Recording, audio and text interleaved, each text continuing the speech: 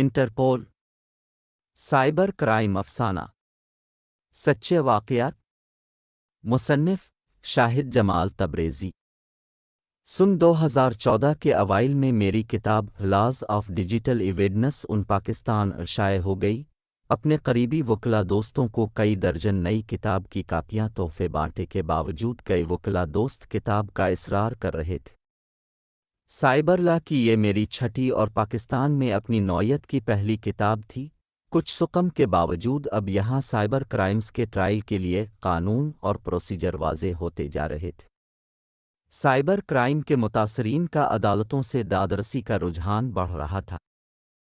کرن ناز cyber crime کا مقدمہ دائر کرا چکی تھی۔ کورٹ میں ابتدائی کارروائی کے بعد اس کا کیس ملزم کی غیر موجودگی کی بنا پر عملاً رک چکا تھا۔ مدعیہ ملزم کی بیرون ملک موجودگی سے آگاہ تھی مگر وہ کچھ نہ کر سکتی تھی۔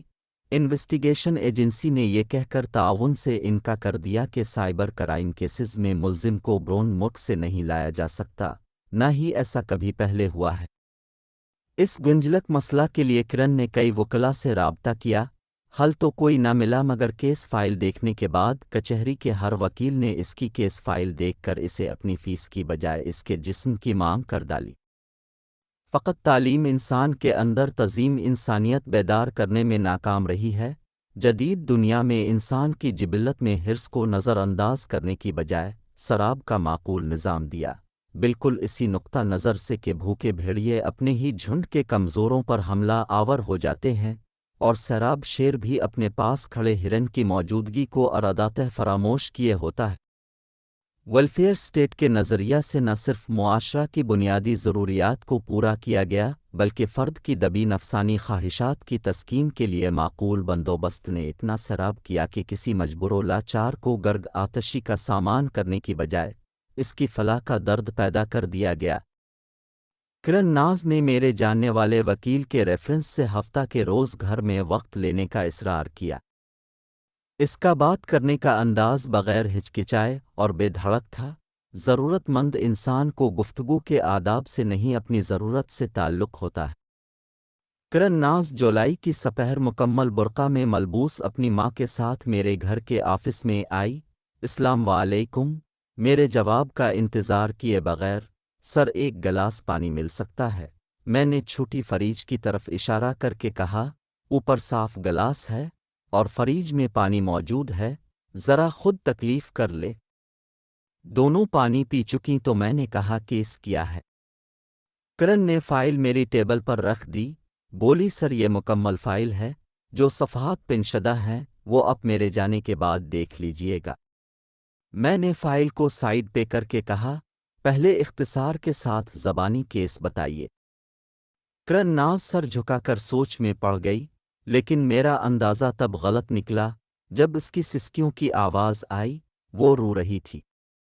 میڈم، آپ کے کیس کی حقیقت جانے بغیر میں آپ کی کوئی مدد نہیں کر سکوں گا، اور مہربانی میرے گھر میں چھوٹے بچے بھی ہیں، یہ رونا بند کرے۔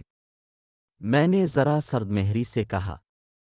جی سر، کرن ناز نے اپنے آنسو صاف کیے اور مخاطب ہوئی، سر کچھ عرصہ پہلے میری فیس بک پر ایک لڑکے سے دوستی ہوئی جو رفتہ رفتہ محبت میں تبدیل ہو گئی۔ لڑکا جاب کے سلسلے میں بیرون ملک پمکیم تھا۔ اس کے گھر والے میرے گھر آ کر مجھے منگنی کی انگوٹھی پہننا گئے۔ آن لائن ہماری ایک دوسرے سے بات چیت ہوتی رہی۔ چند ماہ بعد وہ پاکستان آیا اور مجھے لاہور کے ایک ہوٹل میں کھانے پہ بلایا کہ کچھ تحائف لایا ہوں اور شادی کے بعد پاکستان سیٹل ہونے کا پروگرام بنا رہا ہوں، اس بارے کچھ بات بھی کرنی ہے۔ میں یہاں مقامی کمپنی میں جاب ٹائم کے بعد اس کو ہوٹل ملنے چلی گئی۔ تحائف کے بہانے وہ مجھے اپنے کمرے میں لے گیا اور وہاں زبردستی کرنے کی کوشش کی۔ میرے پاس منع کرنے کا ہر جواز تھا، لہٰذا میں نے سختی سے باز کیا اور اس کے تحائف وہیں پھینک کر واپس گھر آ گئی۔ میں ہیجان اور ندامت میں اپنے گھر کسی کو نہ بتا سکی۔ رات کو اس نے معذرت کا میسج کیا اور اگلے دن اپنے گھر والوں کو فوراً نکاح کرنے کا پیغام دے کر بھیج دیا۔ چند دن بعد ہمارا نکاح ہو گیا۔ میں نے حق مہر میں 50 لاکھ رقم لکھوائی اور وہ میری رخصتی کے بغیر ہی بیرون ملک واپس چلا گیا۔ اب ہماری جب بھی واٹس ایپ پر بات ہوتی وہ مجھے اپنی ننگی ویڈیو اور تصاویر بھیجنے کا اصرار کرتا، میں انکار کرتی تو وہ خاوند ہونے کا حق جتاتا۔ اب میرے پاس اسے منع کرنے کا کوئی معقول جواز نہ تھا، سو میں نے جیسے وہ کہتا ویسی برہنہ تصاویر بھیج دیتی۔ اس نے میرے جسم کے ایک ایک حصہ کی برہنہ تصاویر اور ویڈیوز لے، وہ مختلف پوز کی پورن تصویریں بھیجتا اور کہتا اسی طرح کی تصویریں مجھے بنا کے دو، اور میں اس کی ہر فرمائش پوری کرتی رہی۔ پھر اچانک ایک دن میرے کسی رشتہ دار کو کرن ناز کال گرل کے نام کی آئی ڈی سے فرنڈ ریکویسٹ آئی۔ اس نے ایڈ کر کے دیکھا تو اس آئی ڈی میں میری تمام برہنہ تصاویر جو میں اپنے خاوند کو بھیجی تھیں وہ سر عام شائع ہوئی تھیں۔ مجھے میرے گھر والوں نے تشدد کا نشانہ بنایا اور سارے خاندان کی طرف سے لعنت و ملامت کیا گیا، اور ہمارے خاندان کا ہر طرف سے ناطقہ بند کر دیا گیا۔ میں نے اپنے خاوند کو ہزارہ فون کیے اور میسیجز بھیجے، مگر اس نے کوئی جواب نہیں دیا۔ آخر کئی دن بعد اس نے ایک مختصر میسج بھیجا کہ تم نے مجھے ہوٹل میں ذلیل کیا تھا، میں نے بدلہ لے لیا ہے، اب چاہو تو مجھ سے طلاق لے لو۔ میں اس کا تمام منصوبہ سمجھ گئی، وہ اصل میں مجھے ہوٹل میں دیکارنی کا بدلہ لے رہا تھا۔ مرد اپنائی ہوئی عورت سے کبھی شکست نہیں کھانا چاہتا، اسے وہ اپنی انا کی موت سمجھتا ہے۔ عورت سے شکست خوردگی مرد کو ازلی روگ لگا دیتی ہے، بدلہ سے اپنی خفت مٹانے کا روگ اگر نہ لے سکے تو وہ انسانیت کے مقام سے گر کر عورت ذات کے خلاف ہو جاتا ہے اور اسے رنڈی اور گشتی کے القابات سے نوازانا شروع کر دیتا ہے۔ کرن نے ہر طرح کی لان و ملامت اور سختی کے باوجود اپنی برات کے لیے قانون کا سہارا لیا۔ سب کہتے رہے کہ تم وقت برباد کر رہی ہو، کچھ نہیں بنے گا، وہ بھی ایسے ملزم کے خلاف جو ملک سے باہر بیٹھا ہے۔ عورت اپنی ذات پر ظلم سے لیتی ہے، مگر عزت پر حرف آ جائے تو اپنے نسوانی پن کے شیشے توڑ کر اپنی عزت بچانے پر آ جاتی ہے۔ کرن نے سائبر کرائم کا کیس دائر کر دیا۔ کورٹ میں پرپیچول وارنٹ جاری ہونے کے بعد کوئی مؤثر کارروائی نہیں ہو رہی تھی، کیس میں محض اگلی تاریخ ہی ڈالی جا رہی۔ متعلقہ سائبر قانون میں آگے بڑھنے کا کوئی نقطہ موجود نہیں تھا، اور سائبر قوانین کے رولز ابھی متشکل نہ ہوئے تھے۔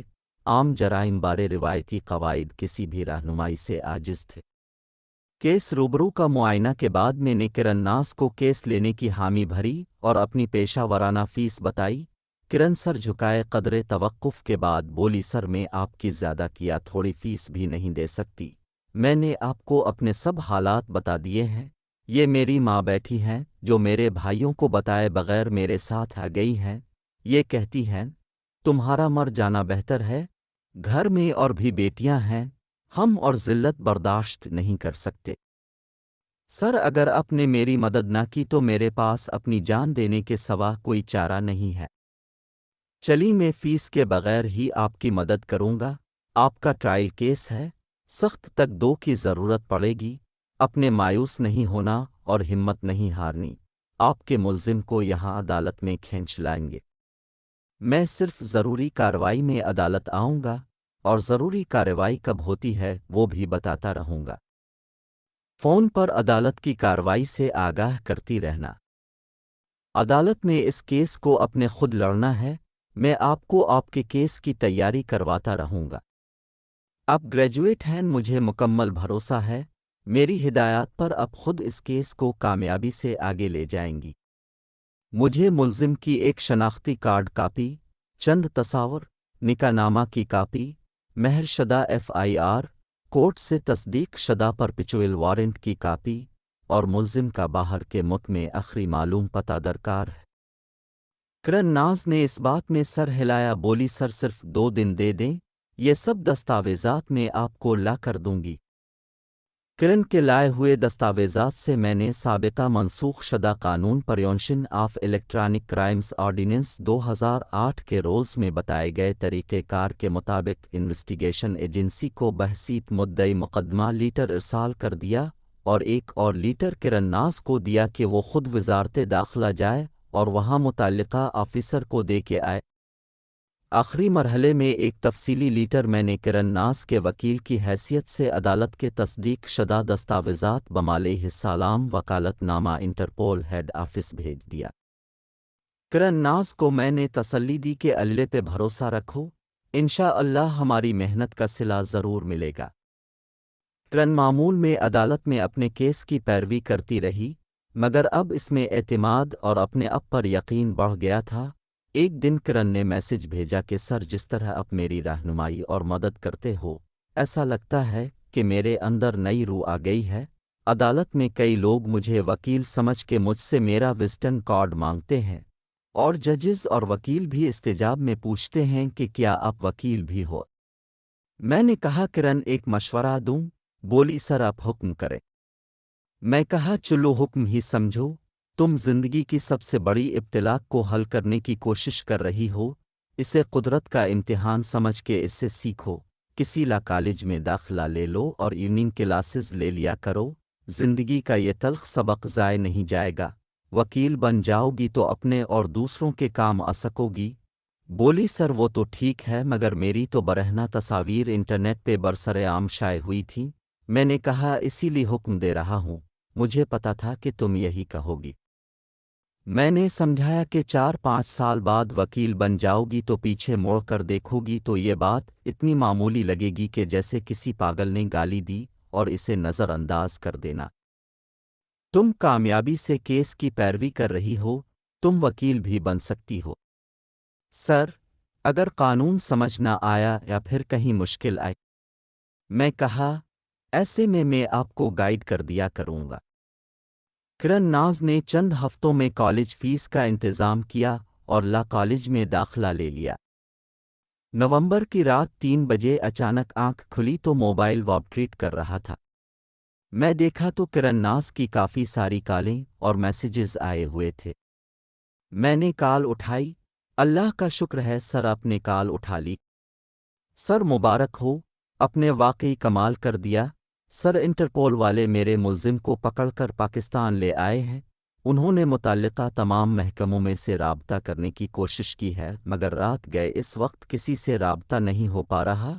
ایئرپورٹ حکام نے انٹرپول سے موصول دستاویزات سے میرا نمبر لے کر مجھے یہاں بلایا ہے۔ کچھ سمجھ نہیں آ رہا، میں کیا کروں؟ تم وہاں رپورٹ حکام کے سامنے اپنے ملزم کی شناخت کرو اور صبح تک وہیں انتظار کرو۔ متعلقہ اداروں کے اہلکار صبح ہر صورت پہنچ جائیں گے، باقی کام ان کا ہے۔ اگلے دن ملک کی تمام بڑی اخبارات نے پاکستان میں پہلی بار انٹرپول سائبر کرائم ملزم کو پکڑ لائی عنوان سے تفصیل سے فیچر شائع کیے۔ ملزم کی بعد از گرفتاری ضمانت ٹرائل کورٹ اور بعد ازاں عدالت عالیہ اور پھر سپریم کورٹ سے خارج ہو گئی۔ کرن ناز اپنے کیس کی پیروی کے لیے مجھ سے کیس تیاری کے بعد خود پیش ہوئی اور کامیابی سے اپنے کیس کے نتائج حاصل کیے۔ سپریم کورٹ نے ملزم کی ضمانت اخراج کے ساتھ کیس سماعت مکمل کرنے کی 2 ماہ کی ڈائریکشن دے دی۔ ٹرائل کورٹ کے جج صاحب بہت معاون ثابت ہوئے۔ شہادت ریکارڈ کے مرحلے پر درجن سے زیادہ گواہان تھے۔ اکثر کورٹ شام 4 بجے تک کارروائی جاری رکھتی اور سپریم کورٹ کی ہدایات کے مطابق کیس کی سماعت 2 ماہ میں مکمل کی کر دی۔ اپنے آخری فیصلہ میں کورٹ نے جرم ثابت ہونے پر ملزم کو 7 سال سزا اور 20 لاکھ جرمانہ کی سزا سنائی۔ کرن ناز اپنی برات کے فیصلہ پر نازاں تھی۔ وہ چیخنا چاہتی تھی کہ دنیا کو بتا سکے کہ میں بے قصور تھی۔ میں نے تو اپنے خاوند کی اطاعت میں سب کچھ کیا جو ایک مشرقی عورت پر لازم سمجھا جاتا ہے۔ اپنے خاوند کے گناہ کی سزا تشدد اور نفرت کی شکل میں نے بھگتی، لیکن یہ سوچ کر کہ ابھی اس معاشرے نے سزا دینا سیکھا ہے، جزا کے مقام پر پہنچنے کے لیے شاید ابھی صدیاں درکار ہوں گی، اس کی آواز دیب سی گئی۔ میں نے کہا کرن، میرا فرض پورا ہوا، اب تمہیں کورٹ آنے کی ضرورت نہیں، اپنے عہد ہر قائم رہنا اور وکالت کی ڈگری ضرور حاصل کرنا۔ سر، اب میری زندگی کا یہی مقصد ہے۔ اس نے شکریہ ادا کیا تو اس کی نم آنکھوں کے پیچھے ڈھیروں دعائیں تھیں۔ شام ڈھل رہی تھی اور بھوک بھی زوروں پر تھی۔ میں پارکنگ میں اپنی اکلوتی کھڑی گاڑی کی طرف بڑھ گیا۔